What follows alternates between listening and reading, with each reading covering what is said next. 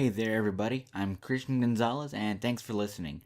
Today on this podcast, we're going to be talking about the 48-hour film challenge. And here with me today is Professor from the Communication Department, Professor Kyle Portberry. How are you, Professor? Good, thank you, Christian. So my first question is, how long has Southwestern hosted the 48-hour film challenge? This will be the 48-hour film challenge's third year running. How did the 48-hour film challenge begin? Whose idea was it? So I'd say it was a communication department team effort. Right. So how many teams can we expect on campus this year?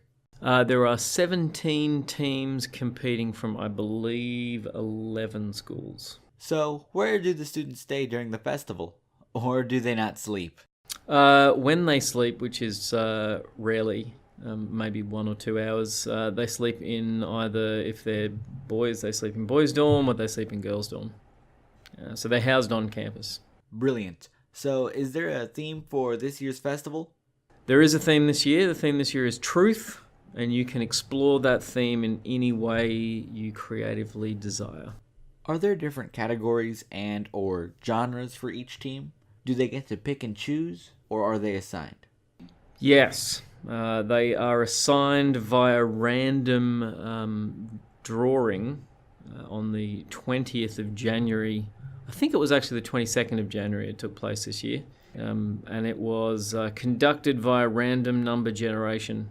A number was assigned to each genre, and then a number was assigned to each school, and those numbers were plugged into a random number generator online, and it spat out genre draw. Excellent. Now, because this is a communication department event, what role do the students in the communication department play during the festival? Yes, I was about to say, so the communication majors at Southwestern are each, assigned to one of the school teams. And they essentially act as a liaison. So if the schools have questions or they need help with something, whilst they're not allowed to creatively help them, they engage in problem solving, asking them questions about, well, have you thought about this or what about that? But they don't get into actually creative help.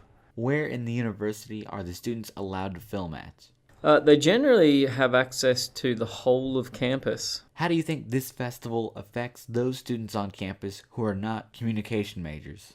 Well, I think they might be aware that there's a group of students running around campus feverishly trying to create stories in a very short period of time. They probably wouldn't notice a lot of the late night activity that goes on in and around the communication buildings. So by the end of the 48-hour film challenge, the teams obviously have to submit their projects in, and they get to see their films at a red carpet premiere.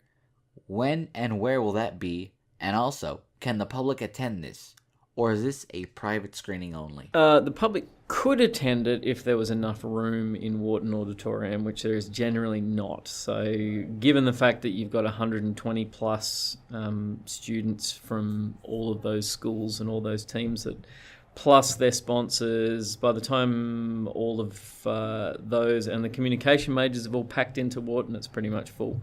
So not by design, but more by the space that we've chosen to screen in. There's not really much space for the public. However, the films can all be viewed online on the communication department's YouTube channel afterwards. So whilst they may not be able to attend the actual live event, they can watch the films post the event. And by the way, it takes place on the Saturday evening, so I think this year it's March the 24th at 8 p.m. Professor Portberry, thank you very much for taking the time to sit down and talk with me. You're welcome, and get out.